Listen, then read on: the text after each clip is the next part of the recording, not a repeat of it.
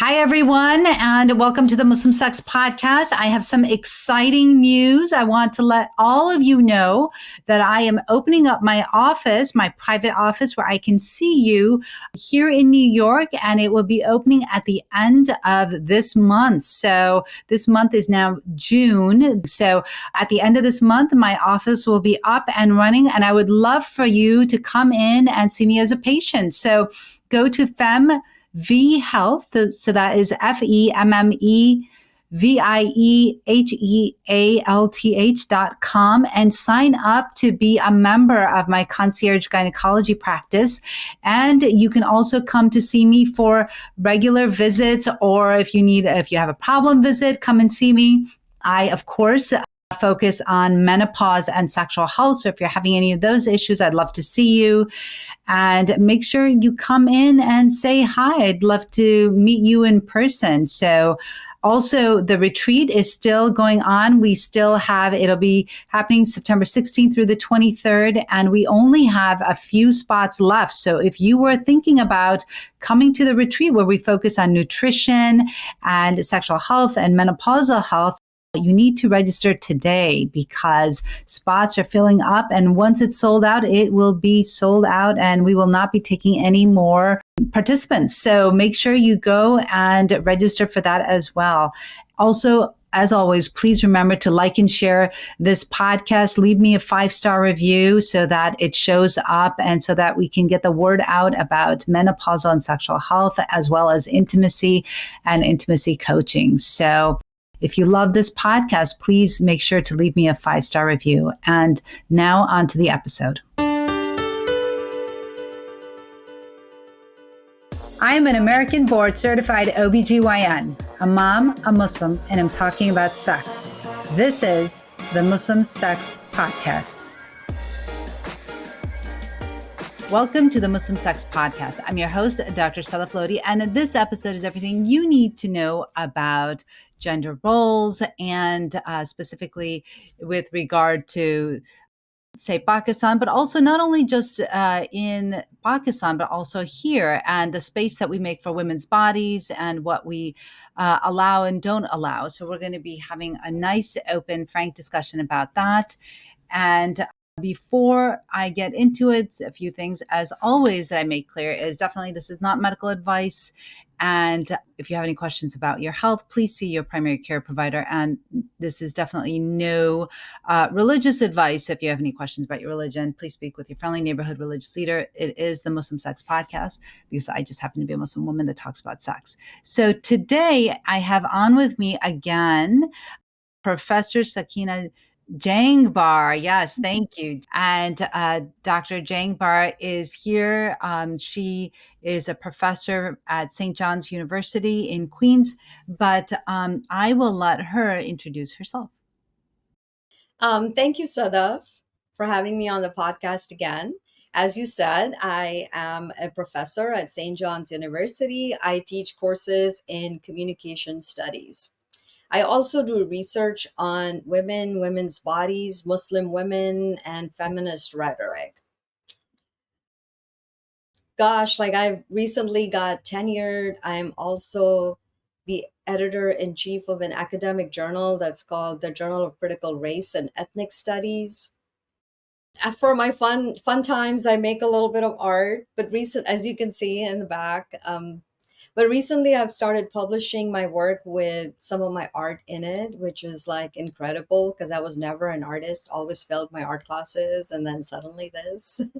So it's all like very exciting, and I'm excited to be on the podcast here with you and discuss how women's bodies are treated in society, the shame, the stigma, the taboos, and how we need to break out of that so that we can create the space in which women can move about freely and not have to feel guilt and shame over their bodies.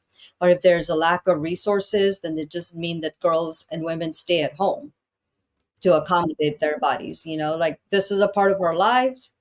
We have menstruation, we have menopause, we have all of these changes, and it is beautiful. It's not terrible, it's not a curse, it's not gross, it's just how our bodies are made. So thank you Absolutely. for having me. Yep. No, thank you for coming on. And I really appreciate this conversation because I think we don't talk about it enough, and I think that sometimes you and I were speaking about it offline and we talked about how, sometimes people will say that, well, it's something that only happens in developing countries, right? And I think that, well, we know, you and I both know, and I think most people understand that this is not something that just happens in developing countries, right? There's a lot of shame and stigma about sexual health here, just in Western countries, and not only that, but there was a whole movie about period poverty and how we tax tampons and pads as if they're luxury items as opposed to necessities that we need in life, and also that there just are not accommodations made, right? I remember when I used to have my period when I was growing up, and they were so painful, and I would have to come home from school because there was just so much pain that I had with the cramping. And, those would be like days off of school that were counted as like, half day absences. And I think that you're right. There just are not accommodations that are made for women in general, right? And also, we have this renaissance of menopause and how we're talking about it more. There's more therapies. There's a lot of online platforms for menopause, perimenopause. A lot of people focus on it. I'm a practitioner myself that specializes in menopause. And we just are starting to talk about it more and more. And I know this because I'm an OBGYN, and I know as a gynecologist, we literally stopped learning about menopause after the WHI study in 2002. And now we're starting to talk about it more because they have gone back on all of their retracted basically the statements that they made about how estrogen was bad. So I'd love to get your thoughts. Yeah, I want to go back to what you said in the beginning, that this is sometimes an issue that we can bracket in the West, or some people bracket on the West, saying that this is an issue of developing countries and that there is no problem with accommodating women's bodies in the West. And I just want to say that that is absolutely not true. I think that there isn't enough accommodation for women's bodies worldwide. This Yeah. is a global issue. This is not an issue in the developing nations. And the reason I came upon this topic is, and I am close, I am in menopause. I think it's like kind of in that category where I get my period every 4 months or so. So I don't know where exactly I am right now. But this was We a can talk about that. yeah. I'll help you out. This was a couple of years ago when my son was taking an SAT in Manhattan, and I didn't want him to go alone. He was still very young, and so I decided, okay, this museum is open, and I'll just go and spend my time over there until he's done taking the test. I had no idea I was going to get my period. I am a woman in my 50s. It's not like I'm new at this. I'm always prepared. And especially after I got this period unexpectedly, I have period products stashed everywhere, in every purse that I use, even occasionally in the dashboard, in like the glove compartment of my car. I have it in my office. I have it at home because I'm just so anxious all the time that I'm going to get my period and I'm not going to be prepared. And it's like carrying toilet paper around with you. Like, you don't want to think about it all the time. Will I need to go to the bathroom? What if I have to go? How will I manage? So anyway, to go back to my story, I was at the museum and I got my period unexpectedly. And I wrote a paper about this, that I went to the restroom and I realized that one of those 1950s vending machines where you put in a quarter and you turn the wheel and then a product may or may not drop out and you like trying to figure out why it didn't fall in your hands. So first of all, I didn't have quarters. Like, who walks around with change these days? Right, right. Because we all use our card and Apple Pay and tap and for everything, right? So I go to the front desk and I ask for change. So it's already, she was about to say no, and I'm like, had to tell her that I just need to get tampons from the machine. That's why I need change. So then she gave it to me. Then I go up to the restroom and I put in the quarters and nothing happens. Oh man. And then I go to another floor, I go to another restroom, and then I put in my quarter again, and nothing happens. Oh, how Then sweet. another young girl comes up to me and she says, "Oh, can you get me a tampon too?" Oh And I'm my like, "Sure, goodness. I still have one," like, okay, and nothing. And she's panicked and she's like, "Okay, I gotta go find my friends and we have to go home." I can't go home. My son's taking a test. And it's New York City, it's Manhattan. Even if I leave the museum and I go to a CVS, there's no guarantee that there's going to be a restroom that is available for public use that I can go and take care of myself. So Yeah. I'm like, okay, I have to find the product here. So I go and I walk to a female security guard because as empowered as I am, I still feel embarrassed and ashamed about this. I find a female security guard and I tell her, like, is it possible for someone to service the machines because I need a tampon? And she's like, oh, did you try another floor? I said, I've tried both floors and now I'm out of quarters. And then she gets on a walkie talkie and she talks to someone else. So it's like it's becoming like I'm a spectacle. I'm a museum piece myself. She goes on the walkie talkie and then she comes back and then she is like, okay, um, why don't you go to the gift store and someone will come and help you? And then I go and I wait at the gift store. And then the person who manages all the security people, that guy comes over to me and he says, are you the person who's been looking for a tampon? Oh my And I'm God. like, I'm like, oh my God, I'm nothing but a spectacle. And then everyone's looking at me. And then he says, okay, come with me. And I go with him down these hallways somewhere. And then he tells me to wait somewhere. And then he brings me one tampon. Like, Oh, he has no idea that I might need more than one. And then he gives me a tampon and then I'm like, okay. And then I go to the restroom and my hands are shaking because I'm so anxious that if I drop this, I'm going to have to choose, but I can't put a dirty product inside my body. So I'm going to have to go through this embarrassment again of finding these people and asking for another tampon. wow. So I have to like sit in the stall, take some deep breaths, meditate so my hands can stop shaking. And then I take care of myself, and then I'm the whole museum experience is ruined. I just go and sit in a place where they're showing this timescapes movie of New York, and then I'm just like waiting there. My mind is somewhere else until my son texts me and says, I'm done with my test. And then I like, okay, I don't have another product. Should I take an Uber home, which is going to be $60, or do I take a couple of trains and a bus home, which is going to take me 2 hours? And all of this because I, on that day, for some reason, was not prepared to get my period, and the museum did not accommodate me. And another thing I want to mention is that while I was doing research on this topic, I came across this book by Judy Grant. The book is called Blood, Bread, and Roses. And she talks about how these menstrual rights of women is how humanity started marking time and seeing patterns, Hmm. because the moon cycle is how women's periods go, and they started marking time like that this is when the moon is this is when I'm going to get my period, and if you miss that then maybe you're pregnant. And so many of women's menstrual rights were used for hunting rights. So women's periods have been no have is how culture developed. And yet I am in this high cultural place of a museum where so much attention has been given to how clean the space is, how everything is organized, the experience of the person, yet no products for women to for their bodies. And this is not just one museum. I was a couple months later, I was at the MoMA, and in that restroom they had the audacity of putting a tape over the tampon machine that says out of service. That's crazy. So they're not even trying. Yeah. And here we are with vending machines for snacks and drinks, sophisticated modern machines where you tap your card, you have choices, you press a button, and the product drops, Yeah. right? But like women's bodies, okay, nothing in the restroom. And Yeah. it just, and I felt like in that moment of oppression, I had to use my voice and my agency to write about it.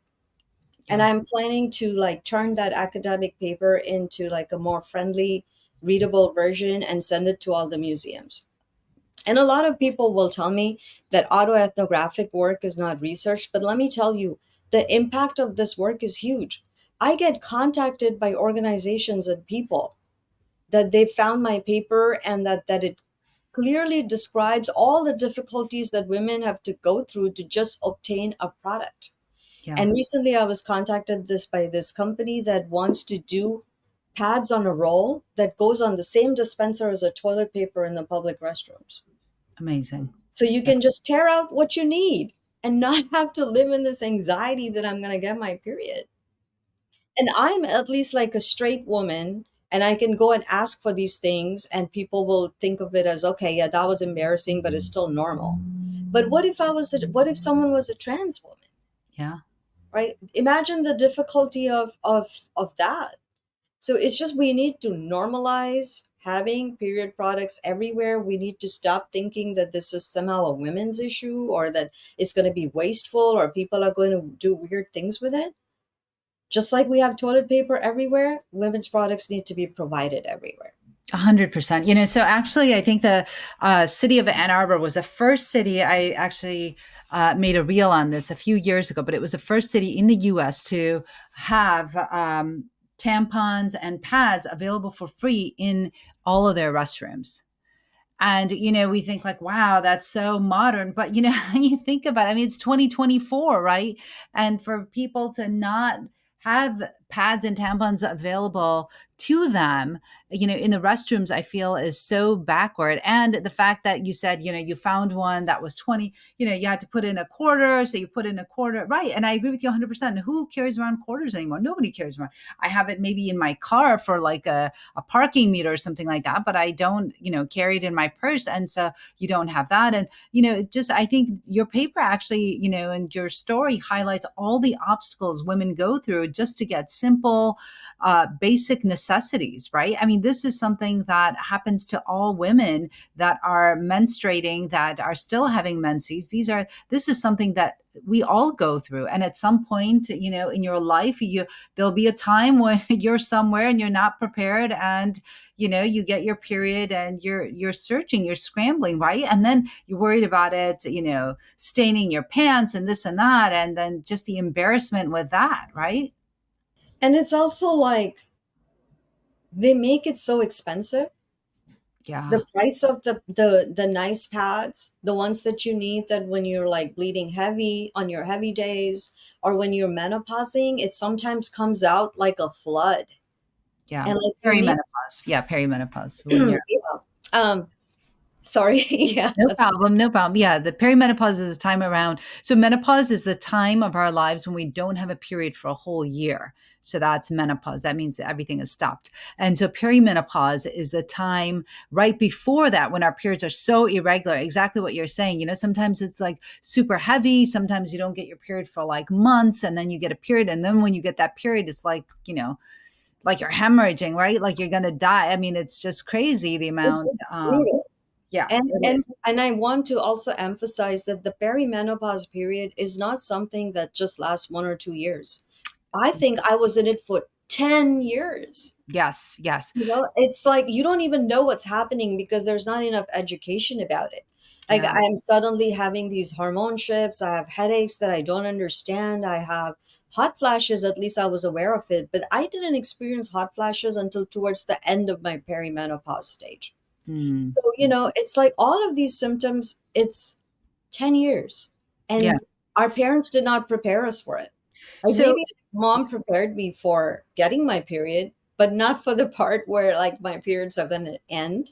that's true. Yeah. So I think what happens is that so there was a study that was done in 1994 that actually began is still continuing. It's a multi-center study. It's called the SWAN study. And in that study, it actually told us that different women of different ethnicities go through perimenopause for different lengths of time. So I've done a webinar on this and next time I'll invite you to it. But what happens is that what we've known is that say like Asian women, so like Chinese Asian women, they go through perimenopause for about approximately 5 years, right? But we know that women are not monoliths. And so, different women may experience it for different lengths of time, but this is kind of like an aggregate. So, and we know that Hispanic women go through perimenopause for about 8.9 years, and Black women actually go through it for about 10 years. And like we said, and it's interesting because we don't have data on Southeast Asian women, but it shows, so the data shows that there was actually a study done on this as well, that women that experience systemic racism, so for example, African Americans, the women that experience systemic racism, their telomeres, and they know this through epigenetics, that their telomeres of their DNA actually shrink. And they think that it's because of this that those women experience perimenopausal symptoms for 10 years. So they actually start much earlier and go longer. And the mean age for somebody to go through menopause is anywhere from, they say from, well, here in the US, it's 52. But it could be, a little bit earlier. It could be a little bit later. Some women go through it very early, where they, stop having menstruation at all. Like even some women that undergo menopause before the age of 40, and that's called premature ovarian insufficiency. So we used to call it premature ovarian failure, but now they call it insufficiency. But so there are women that can experience that. Some women that have, oophorectomies, for example, their ovaries are removed for if they have ovarian cancer, or if they have breast cancer and they're told by their physicians to get rid of their ovaries as well to decrease the estrogen load on their bodies, they will experience menopause. So, a lot of times women can experience either regular menopause, like natural menopause, or they can experience surgical menopause, and that can be pretty drastic. And like you said, women can experience hot flashes, night sweats, mood swings. They can experience brain fog, which is a huge problem, and that affects women at work. Right? You're doing something and you're writing a paper or something like that, and all of a sudden you forget what you're writing. I mean, that happens a lot. Women can have arthritis. They can have new onset anxiety and depression. Even women that have never experienced it before can develop that. Women can have joint pain. All of these things, they can experience vaginal dryness, pain with intercourse. All of these things can happen in that perimenopause, and of course in the menopause transition. So, and also metabolic issues. So for example, women that were not diabetic can become pre-diabetic. They can develop high cholesterol. They can develop high blood pressure. So all of these things can happen as we're making this transition and going over to menopause. So really important to find somebody that specializes in perimenopause, menopause, to help you go through this transition and to help take care of you so that you maintain this, your health as you get older. And Yeah. like you said, our moms didn't know, physicians weren't treating menopause. And so, a whole generation of women went without any type of medication or treatment for their menopause ailments. Yeah. And like my PhD is in rhetoric and language, so I'll always come back to how language helps us figure out where we are and what we need to do about it. Yeah. So, like my mom will say something like, "Oh, for me my periods just ended and I didn't notice." Yeah. It's because she's not realizing that there isn't a word in Pakistani culture for experiencing all of these symptoms as a one place where, one cause of it. And I know she started developing joint aches, and she has problems with her knees, she has hair loss, she's some, like all fatigue, brain fog, all of these things, but she doesn't recognize it as this is, coming from this. So you experience it as old age, and then you just come to terms with it as, this is just how it is. When thing It's like a lot of like giving up and coming to terms with it.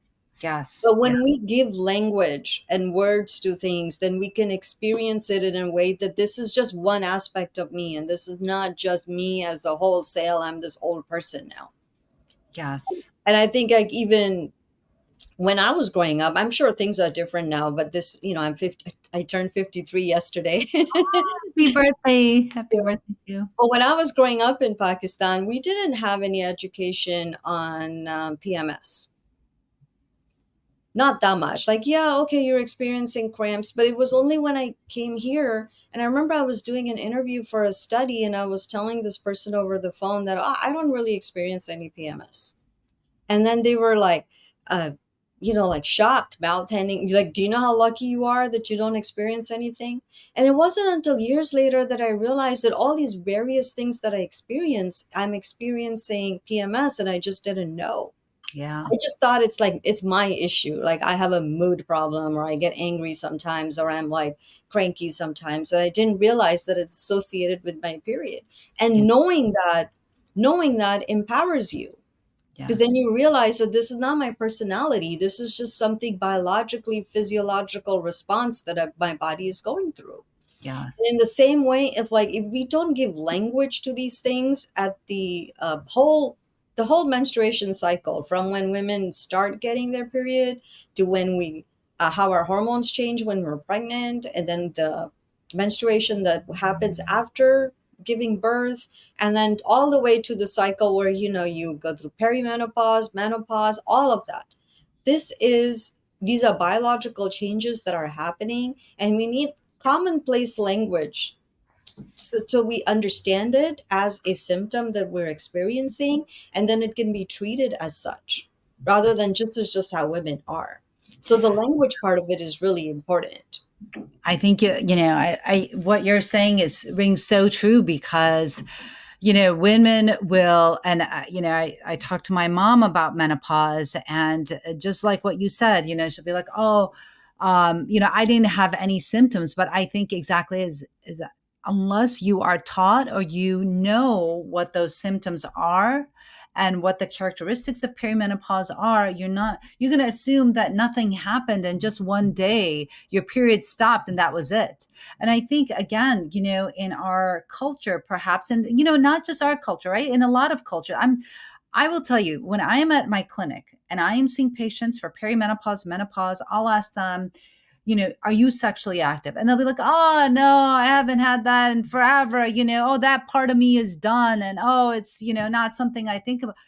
But that is where the culture is at, right? We don't embrace us getting older. We don't embrace that part of our lives. Even in movies, in film, in commercials, you rarely see women that are older, right? Even now, in some of the movies, you'll see older women as being the main character of a film, but it's not that common. You always see younger women.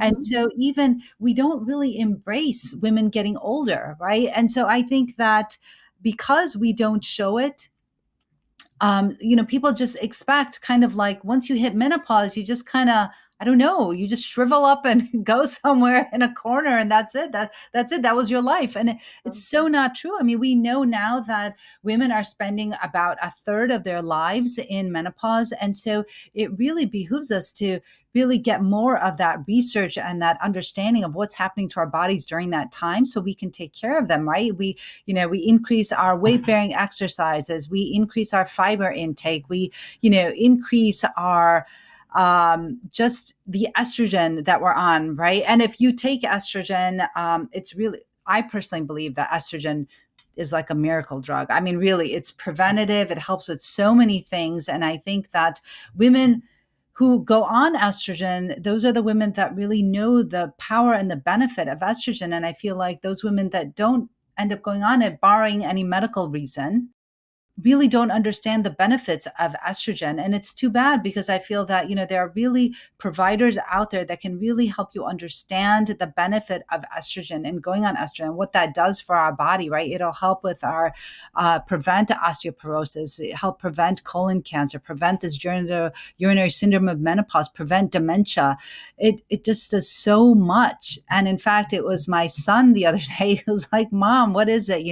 All I hear is menopause all day. But that's probably because he's, overhearing my conversations. But I just think that it really is so important for us as a society to embrace all facets of women, and women as as we go through puberty, and then in our reproductive years, and then as we age and go through perimenopause and menopause. And only when we start to accept it and embrace it, I think, will we truly be able to accommodate women in all spaces. Yeah. And I think this goes back to the patriarchal view of women, that Yeah, we are valued for our ability to make babies. yeah, And then as soon as our ability to make babies dies off, it's like we disappear from society. I yep, was reading somewhere that the middle aged women are the most overlooked category in the United States. Because even when, I guess, when you're older and you become this old woman as a grandmother and someone in need of like help, then you start seeing that, oh, okay, this is someone we need to help and take care of. There's value in grandmas. But the middle aged women is the most overlooked category because we are no longer capable of making babies. So it's like this patriarchal bent in the culture where women are valued for their youth and beauty, is because indirectly it points to fertility. So as yeah, long as, and when you're not fertile, it's like you don't exist. Like maybe, go somewhere and live out your life. And we're not going to do that. Like you said, 1/3 of our lives are going to be lived in menopause. And I will say that this is the most empowered stage of my life, because when I absolutely. got married really young and I was in a terrible relationship, I had two children.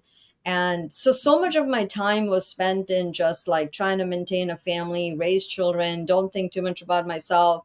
It was only in the last 15 years that I went back to school. I got my bachelor's, my master's, my doctorate. I got a 10-year position at a university, and now I'm divorced. So I feel like in my 50s, when I entered my 50s, this is the happiest I've ever been. This is my most empowered stage, and this my life is just starting. And I think that this is true for a lot of women who dedicate their time to raising families.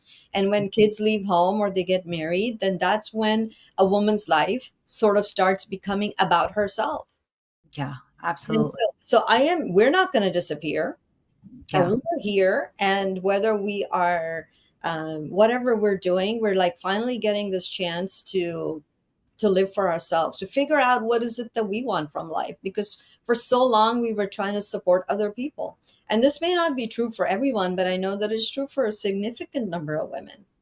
Yeah, I agree with you 100%. I think that, so, what we find is that women, as they get older, it's interesting because their sexual life gets better. And the reason why that is because they're not willing to settle anymore, right? They know what they want, they know what they like, and they're not trying to impress somebody, or they're not trying to, make somebody else like them. I mean, it's just, this is who they are. Yeah. And so, because they're more confident in the person that they are, they're not willing to settle and accept things as status quo, but instead they can communicate and they tell people what they want and what they like. So Yeah. they tend to be the most satisfied. So I agree with you. I think that, in your 50s probably is when women really, when we experience our own rebirth, right, is when we go through this menopause. And it's the irony of it all is that society thinks that menopause is a time when women stop, but it's really not, for those that really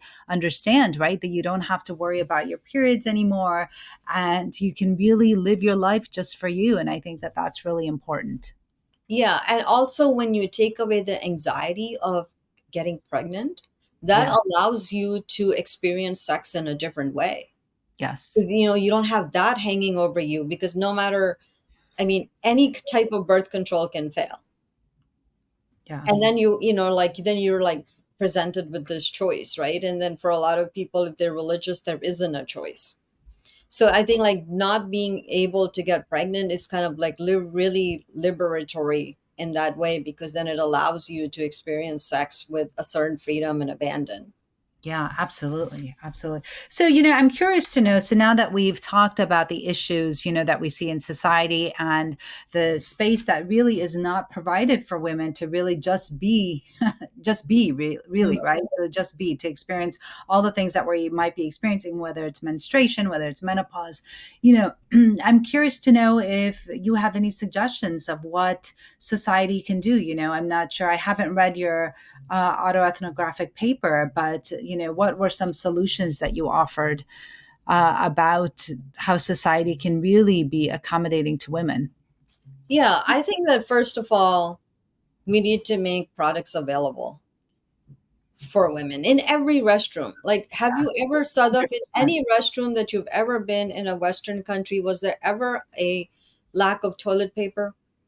And if there was maybe once or twice in your life when a stall ran out of toilet paper, and Yeah. then you had to like maybe go to another stall, or have someone, you find someone and say, can you please restock, right? So Right. in that same way, the normalizing of making the period products available, like in my paper at that time where I was in my head, I said, if we're not there mentally where we make products available for free, can we at least have one of those modern vending machines in Yes. every women's restroom where I can tap my card and for $1 or $2 I can make a selection, because it's not like one product fits all.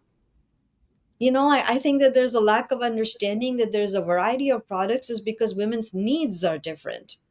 Yeah.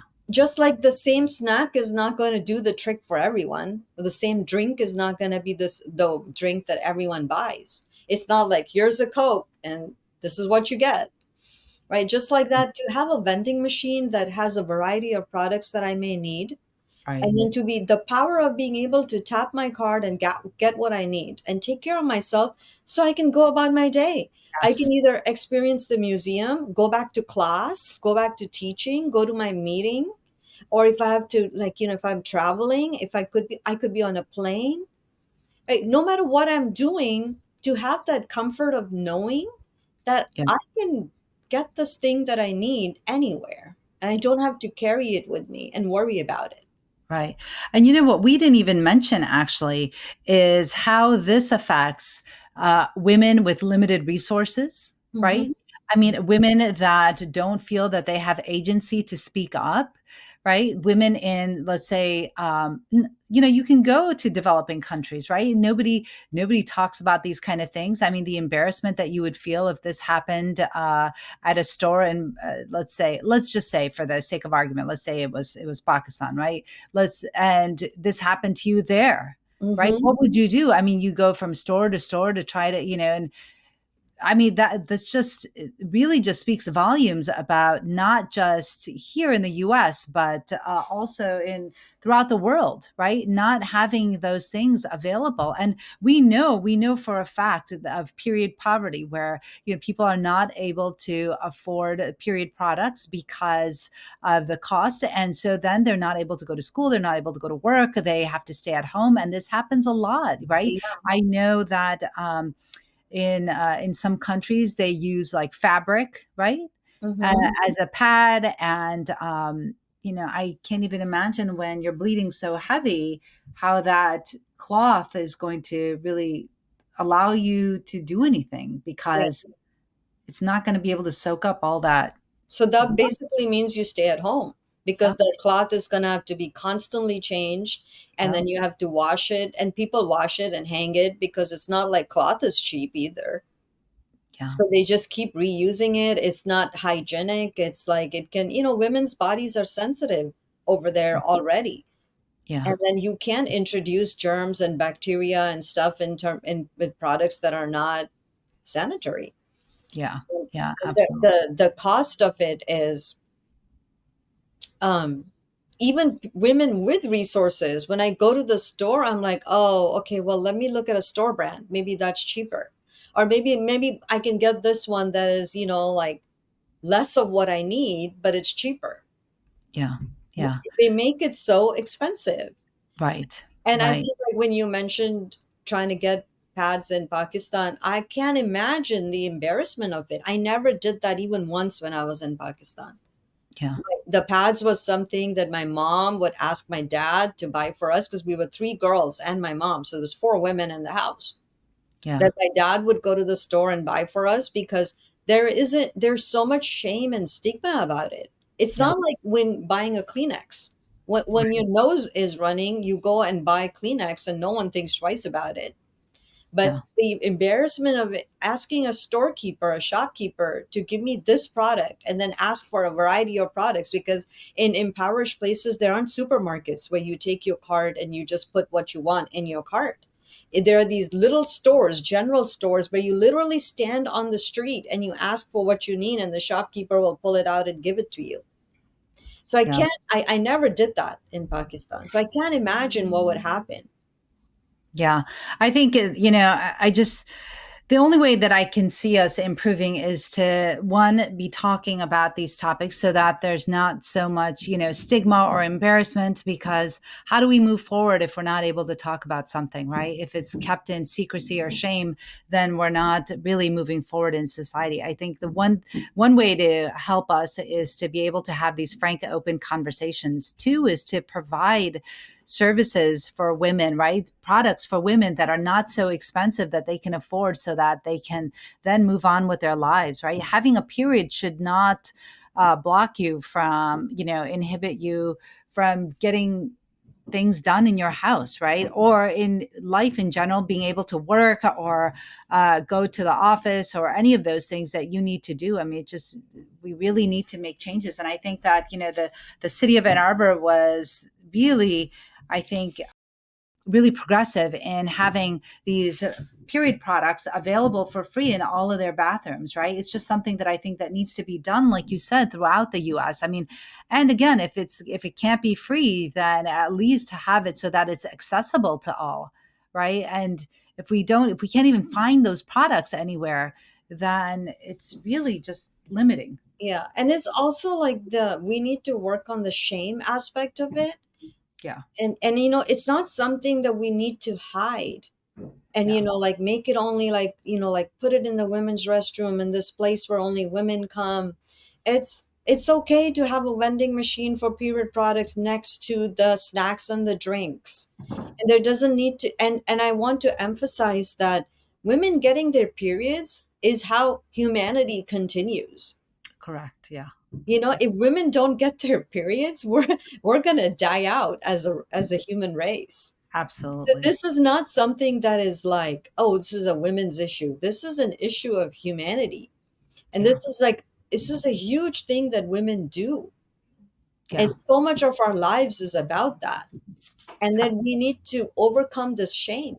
Even in academic circles, when I say I wrote a paper on getting my period at the museum, sometimes I get a lot of like silence from men because I don't know why they're silent. They're embarrassed or they feel like they can't say anything. But we need to normalize women talking about getting their period. Yeah. It's Yeah. a fact of life. It's going to be the most of my like 30, 40 years of my life are going to be spent in that. And I need to be able to say what I'm experiencing and not be silent and shameful about it. Right. If I Absolutely. need to, like, sometimes it may be that I need to go home to take care of myself and I'll come back. And I need to be able to say that. I need to be able to say I need some products, or I need to say I'm experiencing cramps. I don't have to just bracket my whole experience as a woman as if my body is separate from my brain.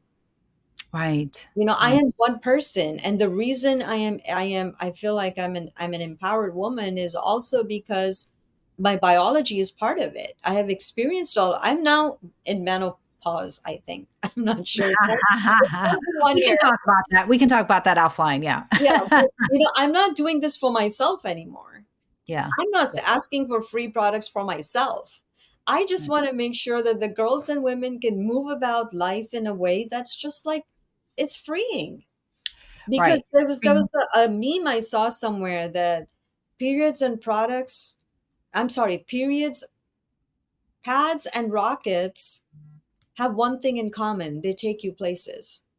Yeah. Yeah. Absolutely. Because that's how it is. If you don't have a product, you're stuck at home. And that could be 10 days out of every month. Yeah. Yeah, absolutely. I mean, it really humanizes the whole experience, right? It's almost like the women's bodies are an apology. And And then so, we carry around this big purse that men make fun of us many times. Like, "Ooh, what do you have in your purse?" Well, you really want to know what's in my purse? I'll tell you. I have to be prepared for these various things. as you were talking about your story in at the museum, I was thinking back to something that happened to me, and I think that it just speaks volumes. But even as a gynecologist, right? I mean, we're all human. And so I had just delivered my second child, and I was taking call at the hospital, and I think I was probably maybe like 6 weeks postpartum. Maybe I was 8 weeks. I don't remember, but it was early on. And I was sleeping at the hospital. I was on call. And I get up because, the nurses call me and say, that we have a patient here. You need to go evaluate. So I get up. And as I got up, I bled all over my sheets. The blood was running down my legs. Sorry, the probably poor listeners are probably like horrified, but I mean, it was horrific for me. I was like, oh my god, what just happened? And a lot of times after we deliver, our first period can be really, really heavy. And this was the first period that I had after I delivered my second child. And here I am in the call room, just blood running down my legs. I didn't even know what to do. I couldn't even like, I just was so horrified. And I was frozen. I was like, oh gosh, what do I do now? I'm so embarrassed. I can't even leave. These are the only scrubs that I had. And I was in the call room. So I literally had to call back the nurse, ask her for a pair of scrubs, if she could grab me some so that I could change and get washed up. But it was awful, and this happens to a lot of women, especially when they're, it can happen postpartum, but it can also happen in perimenopause, right? We talked about perimenopause and how sometimes the bleeding is light, but sometimes the bleeding can be very heavy.